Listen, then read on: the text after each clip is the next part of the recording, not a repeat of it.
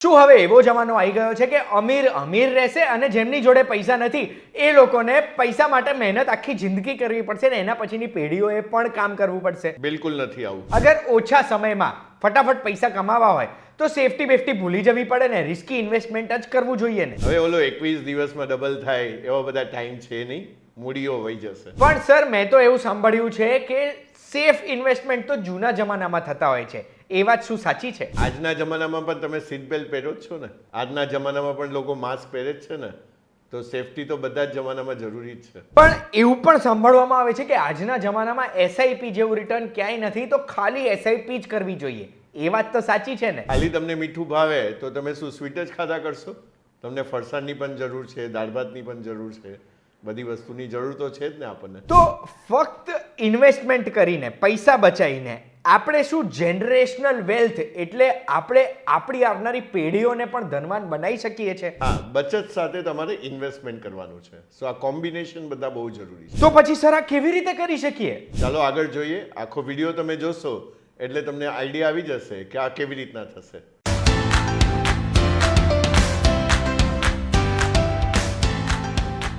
એક વાત કહું, આપને સ્વાગત છે. મારું નામ છે ગુંજુ ઠક્કર અને આજના જમાનામાં ઇન્વેસ્ટમેન્ટ કરીને પૈસા કમાવા તો બધાને છે, પણ ઇન્વેસ્ટમેન્ટની સાચી રીત શું છે એ આપણને નથી ખબર.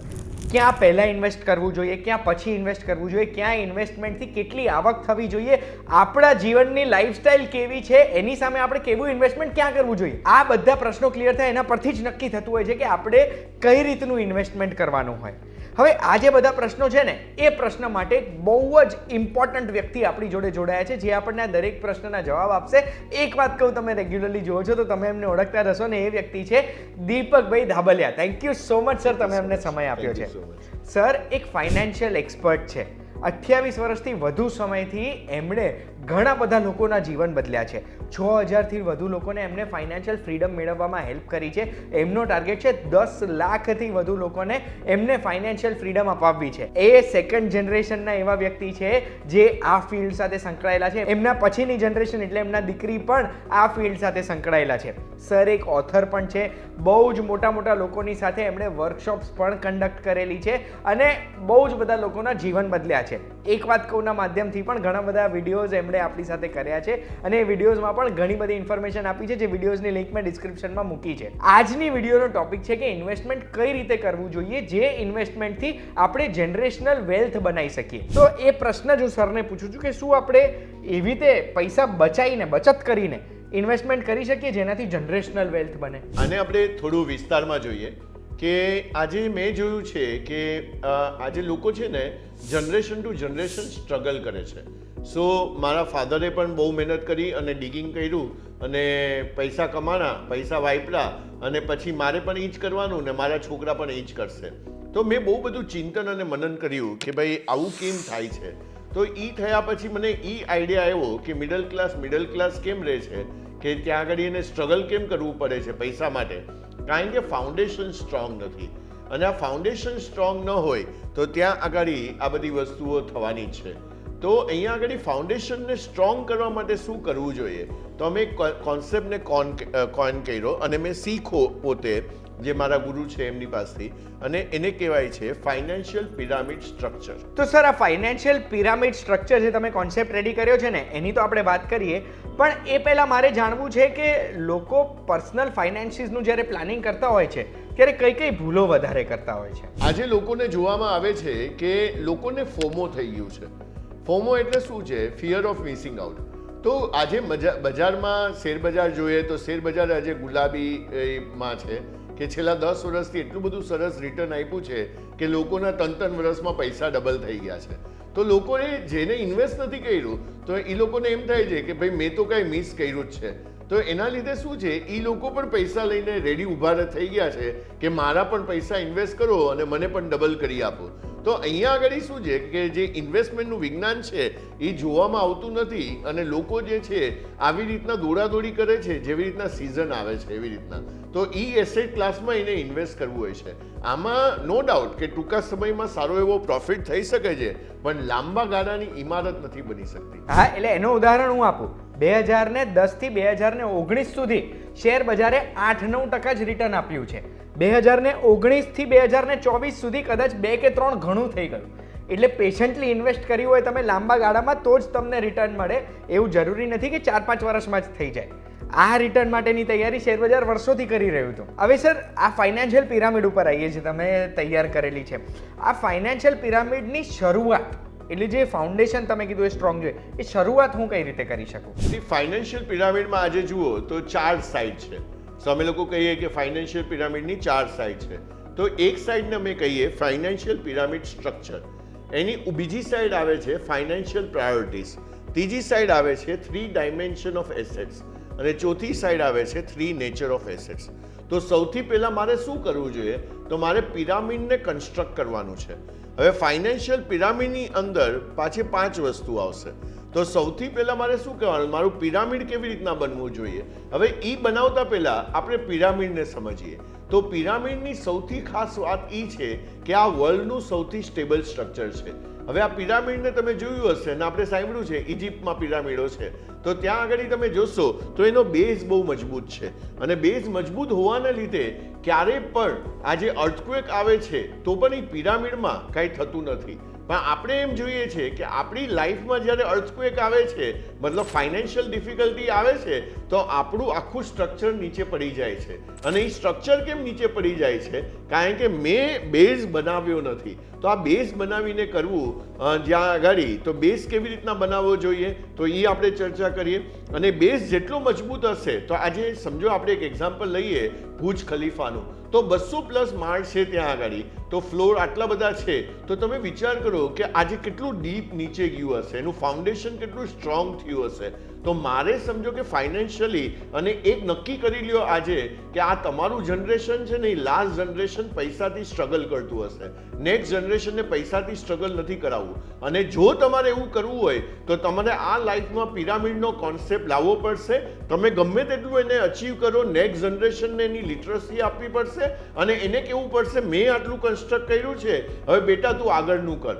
તો નેક્સ્ટ જનરેશન સુધી એ તમારું પિરામિડ કદાચ તૈયાર થઈ જાય તો એનું પછીનું જનરેશન જે છે એને લિવરેજ કરશે. લિવરેજ કરશે એટલે શું હશે? એ વર્લ્ડના 1%માં હશે, 1%માં હશે કે જેને પૈસાની કોઈ પણ ચિંતા નથી. બસ, તો આ પિરામિડ સ્ટાર્ટ કઈ રીતે કરવાનું સર મારે? તો આ હું તમને ફિઝિકલ પિરામિડ બતાવવા માંગુ છું કે આ અમે એક જે છે, અને સર તમે આપશો મને પિરામિડ?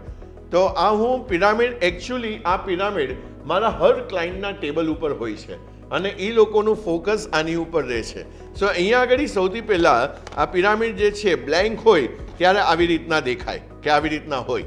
અને એની ઉપર સૌથી પહેલાં અમે ક્લાયન્ટને કહીએ કે અહીંયા પહેલાં આ જે સ્ક્વેર છે, જે પોર્શન નીચે જાય છે, તો એની અંદર 4 વસ્તુ મારે લખવાની છે કે financial pyramid structure, financial priorities, 3 nature of assets અને 3 ડાયમેન્શન ઓફ એસેટ્સ. અને જ્યારે હું આ પિરામિડને બંધ કરું છું, આને મેં બંધ કર્યું, તો જ્યાં આગળ ફાઇનાન્શિયલ પિરામિડ સ્ટ્રક્ચર બનાવ્યું છે, તો અહીંયાથી હવે સ્ટ્રક્ચર બનશે. હવે મારે સૌથી પહેલાં સર શું કરવાનું છે? તો પ્રોટેક્શન કરવાનું છે. હવે પ્રોટેક્શન એટલે શું?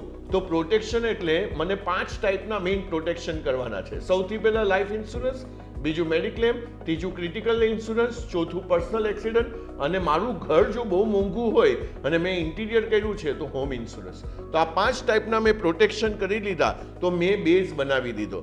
તો પૈસા જતા તો નહીં જ રહે. હા, સો પૈસા તો મારું જે હવે હું ફ્યુચર માટે જે કેપિટલ સેવ કરવાનો છું, એ કેપિટલ મારી આવું કોઈ ઉધઈ ખાઈ ન જાય. તો આ મારું પ્રોટેક્શન થઈ ગયું. અને પ્રોટેક્શન મારે કેટલું કરવાનું છે? તો અહીંયા લખ્યું છે ફાઇનાન્શિયલ પ્રાયોરિટીઝ. તો મારી પ્રાયોરિટીઝમાં સૌથી પહેલાં શું આવે? તો કે ડ્યુટીઝ અને રિસ્પોન્સિબિલિટી. તો મારી જેટલી ડ્યુટીઝ અને રિસ્પોન્સિબિલિટી છે, જે મને ફંડ કરવાની છે, તો એટલો મારો ઇન્સ્યોરન્સ હોવો જોઈએ. કારણ કે મારી વિકેટ પડી ગઈ એ પહેલાં, તો એટલા રૂપિયા મારી ફેમિલીને ત્યાં આગળ મળી જશે. એટલે પહેલા બેઝ સેટ કરી દીધો, ઉધઈ આપણી મૂડી ખાઈ ના જાય એના માટે અલગ અલગ ઇન્સ્યોરન્સ લઈ લીધા, આપણી ડ્યુટીઝ અને રિસ્પોન્સિબિલિટી સચવાઈ લીધી. આ થઈ ગયું. એના પછી આપણે શું કરવાનું? સો આગળનું પણ તમે જ્યાં હેલ્થ ઇન્સ્યોરન્સ છે એની પણ તમને ડિસ્ક્રિપ્શનમાં લિંક મળી જશે. તો હેલ્થ ઇન્સ્યોરન્સ પર અમે લોકોએ ઓલરેડી વિડીયો બનાવેલો છે, તો એને તમે જોઈ લેજો. અને લાઈફ ઇન્સ્યોરન્સ પર પણ અમે ડિટેલમાં વિડીયો બનાવેલો છે, એ પણ તમે જોઈ લેજો. આ પત્યા પછી આપણે સેકન્ડ વસ્તુ કરવાની છે રિસ્ક ફ્રી ગ્રોથ. અને આ રિસ્ક ફ્રી ગ્રોથ શેના માટે કરવાની છે? કારણ કે હવે સેલ્ફ રિલાયન્સ એટલે શું? આત્મનિર્ભર. હવે મારે શું છે, કોઈ પણ સામે મારે 60 વર્ષ પછી હાથ લાંબો નથી કરવો. તો મને શું જોશે? તો મને એક ફિક્સ ઇન્કમ જોશે, અને આ ફિક્સ ઇન્કમ તમને એક જ જગ્યાએથી આવી શકે છે, અને એ છે પેન્શન.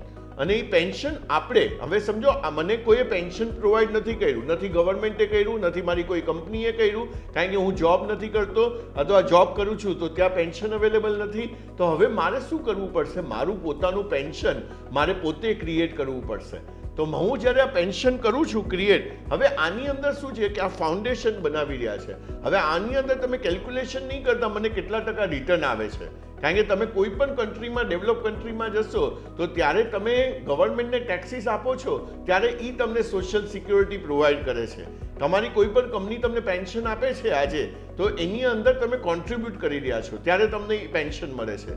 અને ત્યારે આપણે માઇન્ડમાં પણ એવો કોઈ વિચાર નથી આવતો કે આમાં, અને અમુક બધી વસ્તુમાં રિટર્ન આપણે ગણતા નથી, હર વસ્તુમાં. તો આજે કોઈ ગાડી ન વેચાય, નહીં તો ઓલા ને ઉબર જ સસ્તું પડે, તો હું આજે ગાડી લેવા જ ન જાઉં મારી પોતાની. તો અમુક વસ્તુમાં ગણતરી ન થાય, તો આ વસ્તુમાં, કારણ કે અહીંયા આગળ શું છે કે તમારું ફ્યુચર 60 પછીના વર્ષો જે છે, જ્યારે તમે ફિઝિકલી અને મેન્ટલી વીક હશો, ત્યારે તમે ફાઇનાન્શિયલી સ્ટ્રોંગ હોવા જોઈએ. અને ફાઇનાન્શિયલી સ્ટ્રોંગમાં તમે જ મને કહો ને, તમને કઈ ઇન્કમ ગમશે 60 પછી, જે લગાતાર એવરી મંથ તમને એક દિવસે 1લી તારીખે ફિક્સ આવે, કે વેરિયેબલ ઇન્કમ, જ્યાં આગળ કોઈ ગેરંટી નથી આવશે કે નહીં આવે? તમને કઈ ઇન્કમ ગમશે? જો આન્સર હોય કે મને ગેરંટેડ ઇન્કમ ગમશે, તો તમારે આ ફેઝ જે છે સેલ્ફ રિલાયન્સનો બિલ્ડ કરવો જોઈએ. તો તમે રિસ્ક ફ્રી ગ્રોથ કર્યું. સર, આપણે સેલ્ફ રિલાયન્ટ પણ થઈ ગયા છે, આપણે ફ્યુચર પણ સિક્યોર કરી દીધું છે, એના પછી આપણે રિસ્ક લઈ શકીએ? અને અગર હા, તો કઈ રીતે લેવાનું? તો આપણે આપણું ભવિષ્ય સિક્યોર કર્યું. એટલે દીપક ધાબલિયાએ, એ જે 60 યર્સનો દીપક ધાબલિયા હશે, અથવા ગુંજભાઈ છે, તો ગુંજભાઈ જે 60 યર્સના હશે, એ પછીના જે અમને એમના વાઈફનું ફ્યુચર સિક્યોર થઈ ગયું. હવે મારે શું કરવાનું છે? Growth with risk. હવે ગ્રોથ વિથ રિસ્કમાં મારે શું છે, તો અહીંયા મેં જોશું તો અહીંયા એમ્બિશન્સ આવે છે. તો હવે મારે એમ્બિશન પૂરા કરવા છે. હવે એમ્બિશનમાં શું આવશે? તો મારા દીકરાનું અથવા દીકરીનું મારે સારામાં સારી કોલેજમાં મારે એનું ભણતર કરાવવાનું છે. તો એ મારી અત્યારના એમ્બિશન છે, અથવા મારી એક જીત છે કે મારે એ પૂરી કરવી છે. હવે મારે એને કરવા માટે હવે હું રિસ્ક લઈ શકું છું, ગ્રોથ વિથ રિસ્ક. કારણ કે મેં બેઝને એકદમ સ્ટ્રોંગ કરી દીધો છે. અને જ્યારે તમારો બેઝ સ્ટ્રોંગ હોય ને, તો તમે આજે બંજી જમ્પિંગ લોકો ક્યારે કરે છે, સ્કાય ડાઇવિંગ લોકો ક્યારે કરે છે? જ્યારે એની સાથે સેફટી છે ત્યારે. એમને લોકો ખુદકો નહીં મારી દે ઉપરથી. તો આ સેફટી બહુ જરૂરી છે. તો હવે મેં ગ્રોથ વિથ રિસ્કમાં શું કર્યું? તો મારે એમ્બિશન પૂરા કરવા છે. હવે અહીંયા તમે જે એસેટ ક્લાસ કહો કે જ્યાં આગળ ગ્રોથ વિથ રિસ્કમાં શું છે, અહીંયા આગળ તમારી કેપિટલ પ્રોટેક્ટેડ હતી. રિસ્ક ફ્રી ગ્રોથમાં કેપિટલ ને ઇન્ટરેસ્ટ બંને પ્રોટેક્ટેડ હતા. અહીંયા આગળ તમારી કેપિટલ પર પ્રોટેક્ટેડ નથી, અને કોઈ ઇન્ટરેસ્ટ તો છે જ નહીં, ગ્રોથ છે એની અંદર. તો ગ્રોથ વિથ રિસ્ક એટલે જ નામ આપ્યું છે. તો અહીંયા આગળ તમે એસઆઈપી કરો, ડાયરેક્ટ ઇક્વિટી કરો, તમે મીન્સ રિયલ એસ્ટેટ કરી શકો છો. એટલે બધું સેફ થઈ જાય, સેફ ઇન્વેસ્ટમેન્ટ પતી ગયા, બધા ઇન્સ્યોરન્સ લેવી ગયા, એના પછી આપણે એસઆઈપી ચાલુ કરી શકીએ, બરોબર ને? યસ.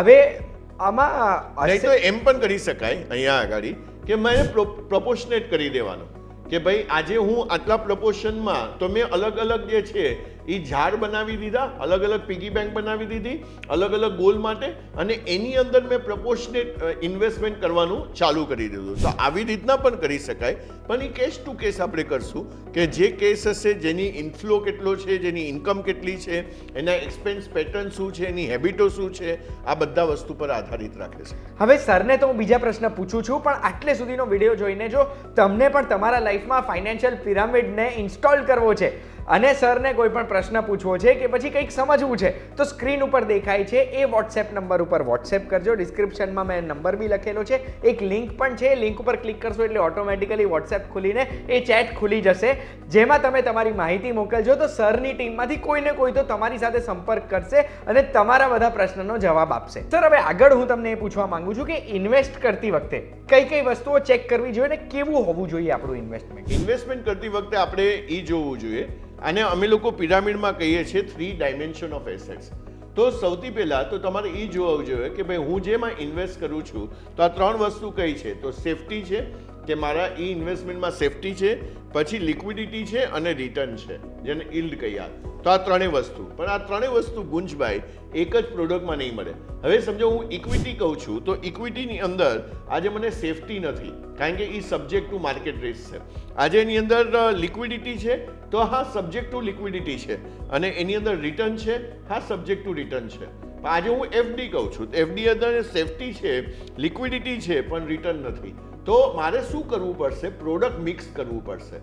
તો મારે જેવી રીતના આજે આપણે જમવા બેસીએ તો આપણે કેમ થાળીમાં અલગ વસ્તુઓ લઈએ છીએ, તો એને આપણે પ્રોડક્ટ મિક્સ કર્યા. રોટલી પણ છે, સલાડ પણ છે, ચટણી પણ છે, સ્વીટ પણ છે, ફરસાણ પણ છે, દાળ ભાત પણ છે. તો આપણે જ્યારે આનો આનંદ આપણે લઈએ છીએ, તો તમારે એસેટનો આનંદ લેવો હોય તો તમારે આવી રીતના પ્રોડક્ટ મિક્સ કરવું પડશે. હવે સર અસેટની તમે વાત કરી, તો અસેટ કેવા હોવા જોઈએ આપણે? સો એસેટ્સમાં અમે પિરામિડમાં અમે કહીએ છીએ 3 નેચર ઓફ એસેટ્સ. તો નેચર એટલે સ્વભાવ એક તો એવો હોવો જોઈએ કે જે ટ્રાન્સફરેબિલિટી ઇઝીલી થઈ જાય. તો આની અંદર તમારે એ જોવાનું છે કે તમારી પાસે સારી એસેટ્સ છે, તો તમારે વિલ બનાવવાનું છે, વિલ રાઇટિંગ. તો તમે આના પર કહેશો તો અમે તમને એક આર્ટિકલ આપશું કે how to write a will. તો વિલ અને એમાં અમે પણ તમને મદદ કરી શકશું કે વિલ રાઇટિંગ કેવી રીતના થાય. તો એક તો મારું એસેટ્સ આરામથી ટ્રાન્સફર થઈ જવી જોઈએ, કે જે મારા ફેમિલી મેમ્બર્સ છે, મારી વાઈફ છે અથવા મારા બચ્ચાઓ છે, કે જ્યાં આગળ બીજા લોકો આવીને પછી કોમ્પ્લિકેશન્સ ક્રિએટ ન થાય. બીજી વસ્તુ છે કે ટ્રાન્સપરન્સી હોવી જોઈએ.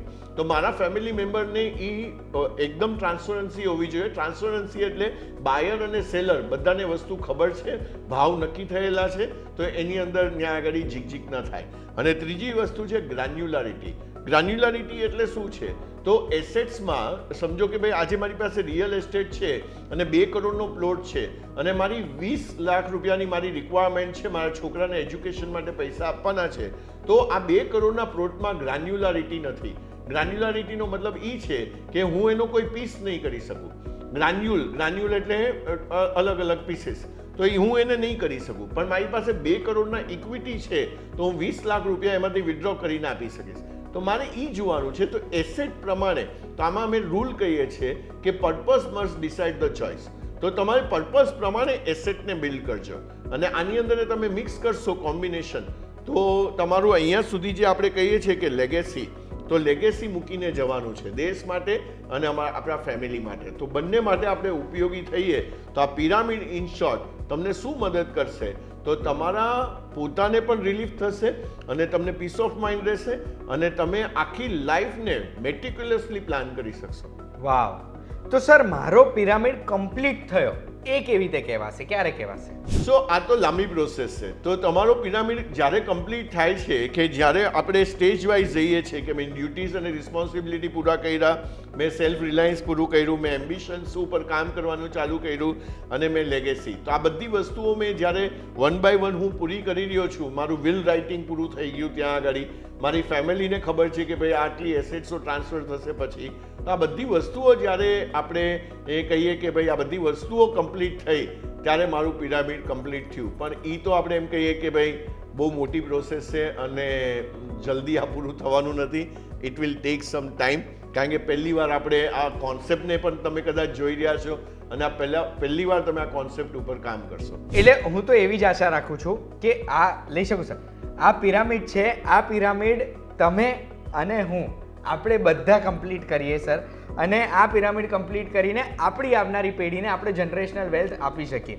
આ કોન્સેપ્ટ સર તમે અમારા સુધી લાયા છો, અમને આ કોન્સેપ્ટ સમજાયો છે, એના બદલે અમે તમારા ખૂબ ખૂબ આભારી છે. એટલે તમે બિલીવ નહીં કરી શકો એટલો આનંદ થયો છે અમને આ જાણીને. તમને કોઈ પણ પ્રશ્ન છે તો તમે કમેન્ટમાં પૂછી શકો છો, કે પછી સ્ક્રીન ઉપર દેખાય છે વોટ્સએપ નંબર ઉપર પૂછી શકો છો. આ પિરામિડને લઈને કંઈક આજે નવું જાણવા મળ્યું હશે. આ આખા કોન્સેપ્ટમાં તમને સૌથી વધુ શું ગમ્યું એ કમેન્ટમાં લખજો. અને આવી માહિતી માટે એક વાત કહું, જોતા રહેજો VTVGujarati.com પર. આપણે ફરી મળીશું. Thank you so much sir અમને સમય આપવા માટે. Thank you everyone.